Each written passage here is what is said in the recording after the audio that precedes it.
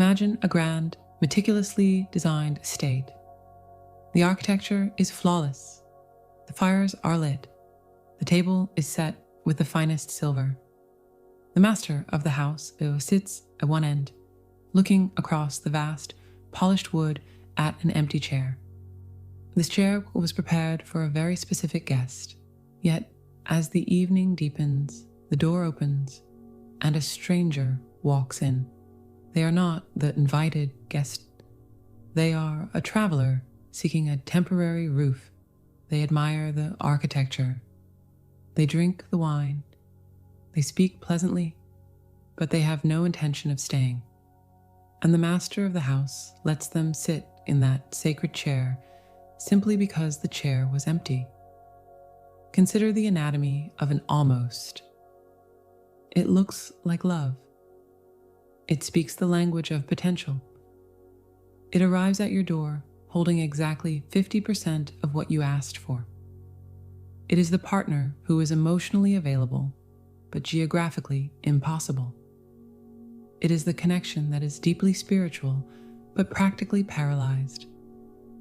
It is the person who adores your mind, but cannot hold your heart. For a long time, you have accepted these travelers. You have allowed them to sit at your table. But there is a precise moment in the human experience, a quiet internal earthquake, when you finally uphold a boundary. You look at the almost and you say, no. And in that exact moment, your entire dating landscape quietly shifts. The field around you reorganizes. The universe stops sending you partial matches. Today, we are going to explore the hidden architecture of your connections. We will look at why the universe sends stand-in partners and how your soul contracts fundamentally evolve when you finally raise your relational standards in a real, embodied way.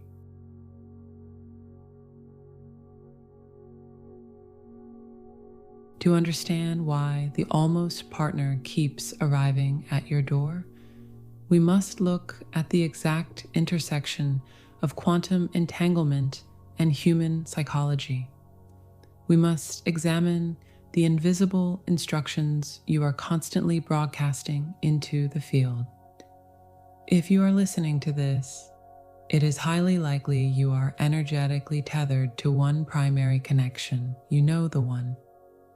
Perhaps they are the unawakened counterpart.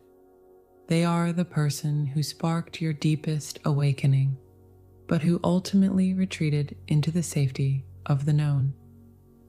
They are the avoidant soul who could not meet you in the depths of the ocean you both discovered. When this profound retreat happens, a specific dynamic takes hold. You become the holder of space. You keep the energetic door propped open. You leave a chair empty at the table of your life, waiting for their return. But nature abhors a vacuum, and the quantum field is entirely literal. It does not listen to your conscious desires for a fully realized love. It listens exclusively to the baseline frequency of your nervous system. Psychologically, when you remain deeply connected to an unawakened counterpart, your nervous system undergoes a subtle rewiring. It becomes wired for longing. Longing is no longer just a feeling. It becomes your baseline frequency. You become accustomed to the phantom presence. You adapt to a love that is deeply felt in the chest, but never materialized in the room. You normalize a connection that exists vividly in the astral planes, but remains paralyzed in the physical world. Your body learns to survive on the memory of a profound resonance rather than the reality of a present partner. Because your body is locked in this state of waiting, you unconsciously signal a very specific message to the universe. As the anxious heart, your energetic signature says that you are available for connections that require you to wait. You broadcast that you are highly capable of surviving on partial presence. You tell the field that your threshold for emotional starvation is incredibly high. Enter the almost partner, the stand-in. The universe is not punishing you by sending these partial matches. It is not a cosmic joke designed to break your spirit. The universe is merely acting as a flawless mirror, reflecting your own internal ambivalence back to you. These almost right people are the physical manifestations of your unspoken compromises. They are the exact replica of your internal state. They arrive holding exactly 50% of what you asked for because you are only 50% available. Think about the paradox you are living within. You desperately want deep, embodied love. You want a partner who stands fully in the center of your life. But simultaneously, you are terrified of fully letting go of your primary connection. You are holding onto a ghost because the ghost feels like home. Because your hands are full of the past, you simply cannot grasp the future. There is no physical room for a new, whole connection to land in your life. So the universe sends you exactly what your nervous system can handle. It sends a compromise. It delivers a connection that feels somewhat safe, precisely because it does not require you to fully surrender. An almost partner does not threaten the hidden altar where you still worship the unawakened counterpart. They keep you accompanied, but they do not ask for your whole soul. They allow you to keep one foot in the waiting room. They are the emotional equivalent of a placeholder. Carl Jung taught us that until we make the unconscious conscious, it will direct our lives, and we will call it fate. You have likely called these almost partners fate. You have wondered why you are cursed with bad timing. You have asked the sky why you only attract emotionally unavailable people. But it is not a curse. It is a precise, mathematical mirroring of your own internal landscape. You are getting crumbs because, on a deeply subconscious level, you believe a crumb from the cosmos is better than starving while you wait for the feast. You have decided that partial warmth is better than the cold truth of an empty room. But this is the illusion that keeps the cycle spinning. The almost partner is not a stepping stone to your destiny. They are a mirror showing you exactly where you are refusing to claim your own worth. They are the physical proof that your soul is demanding you finally look at your own reflection and ask why you are still settling for a fraction of what you deserve.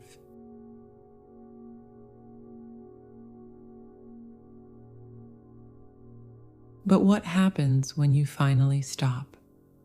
What happens when you look at the emotional crumbs on your plate and realize they will never sustain your spirit? There is a profound turning point in every spiritual journey. It is the exact moment the anxious heart simply becomes too tired to carry the heavy weight of potential. You realize that holding space for someone else to evolve is actively costing you your own evolution. You see the tangled threads of your attachments, and you choose to stop pulling at them. This is where a radical paradigm shift must occur. We must completely reframe how you understand the architecture of your connections. We must introduce a new physics of relating. For far too long, the spiritual community has deeply misunderstood the nature of soul contracts. Many seekers view these contracts as inescapable life sentences. They see them as legally binding documents, drafted in the cosmos long before birth. Documents that dictate you must suffer through endless cycles of waiting and abandonment until the end of time. This belief strips you of your agency. It traps you in a cycle of noble martyrdom. It convinces you that your enduring pain is somehow a spiritual virtue. But this is a profound misunderstanding of cosmic law. Soul contracts are not written in stone. They are written in frequency. They are living, breathing, dynamic agreements. And most importantly, they respond directly and immediately to your level of embodied self-respect. Think of your self-respect as a literal gravitational force. In the physical universe, a heavier mass bends space and time around it. It dictates what can enter its orbit and what is naturally repelled.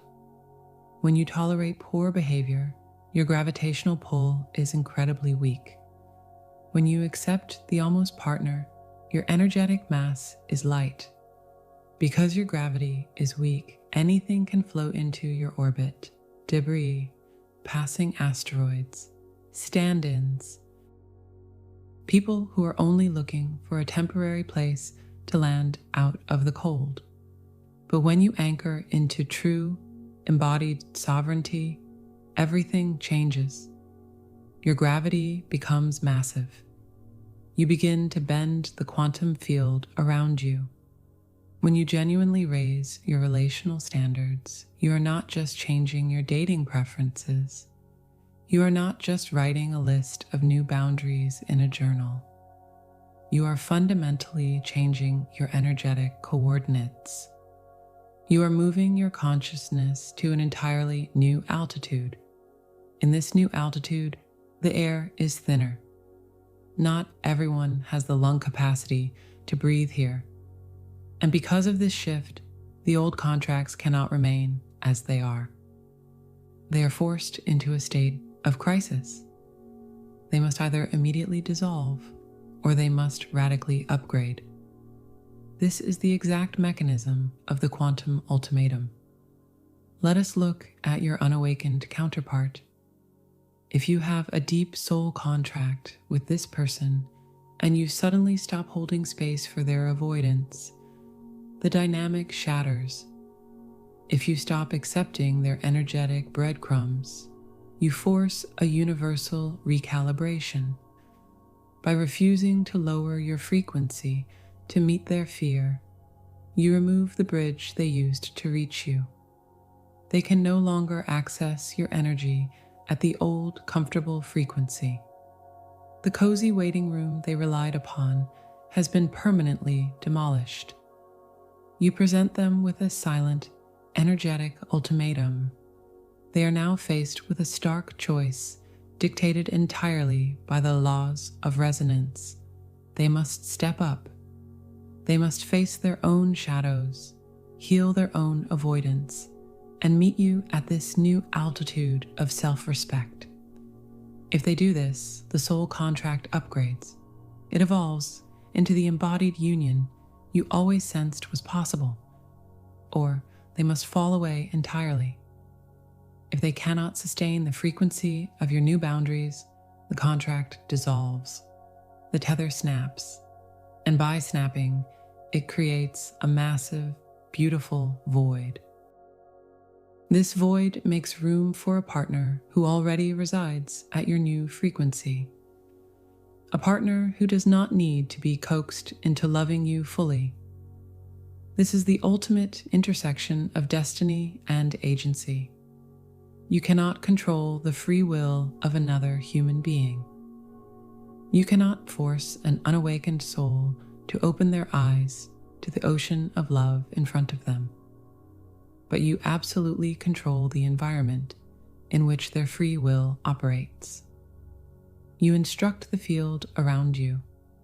The universe stops sending almost partners because you no longer resonate with the concept of almost. You have stopped dividing your energy. You have become a whole number, and a whole number can only attract a whole reality.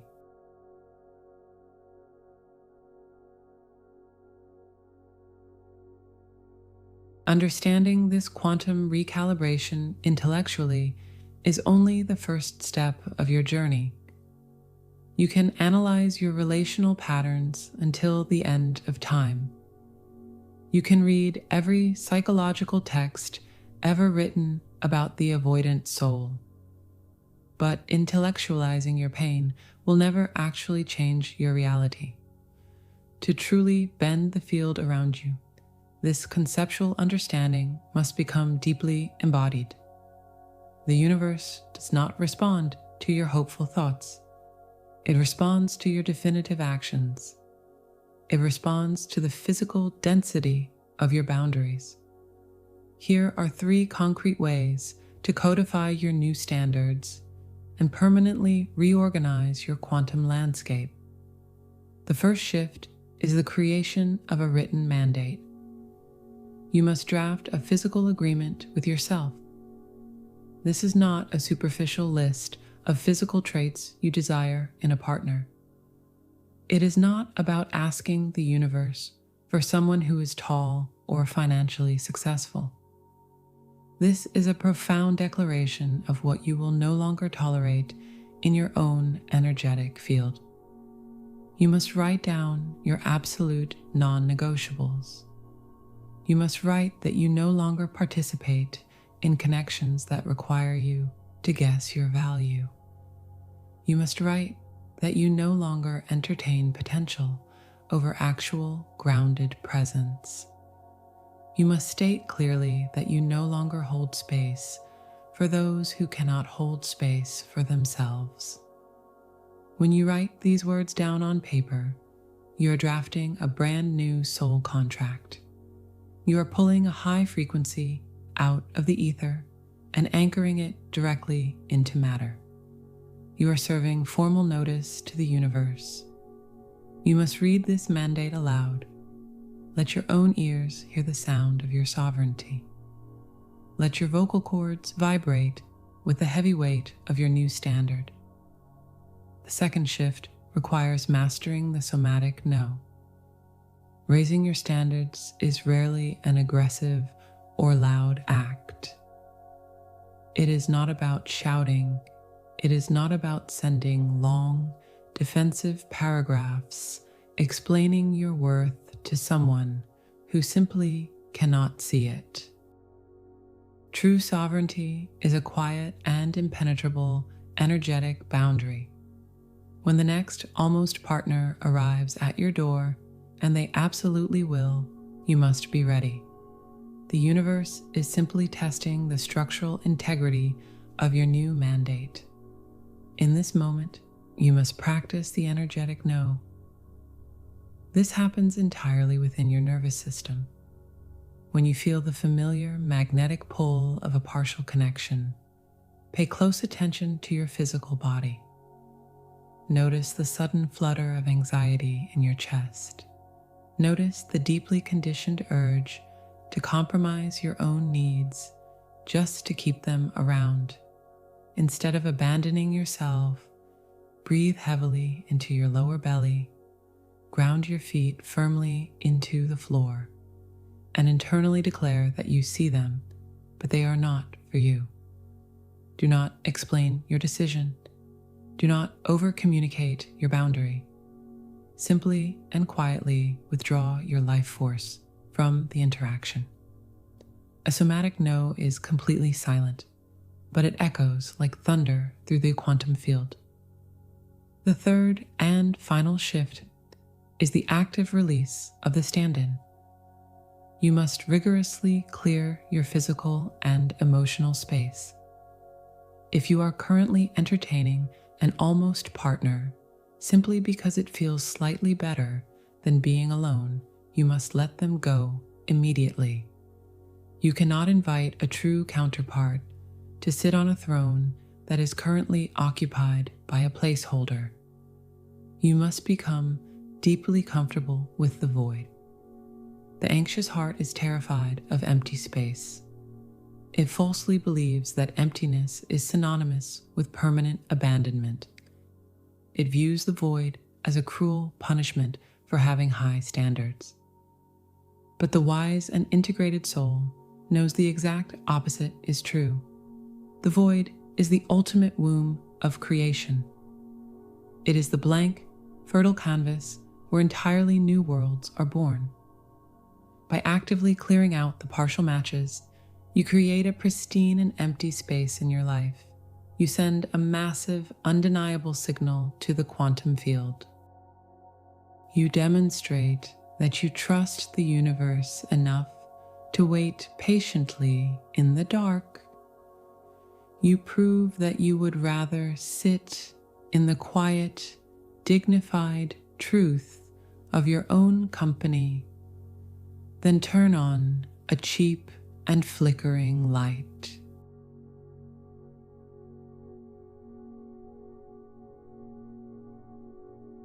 The moment you stop tolerating emotional crumbs is the moment you step out of the waiting room of your own life. You are no longer a victim of a delayed destiny. You are the architect of your reality, the avoidant soul, the unawakened counterpart, the endless parade of stand-ins. They were all just mirrors, reflecting your own forgotten worth back to you. Now the mirror is clear, so I leave you with this lingering thought, a question to carry with you into the silence of your own heart. Look at the people currently occupying your energy. Look at the compromises you're making today. If the universe took your current standards as a written contract, what exactly have you agreed to? Until next time, guard your space, honor your heart, and trust the quiet shifting of the field.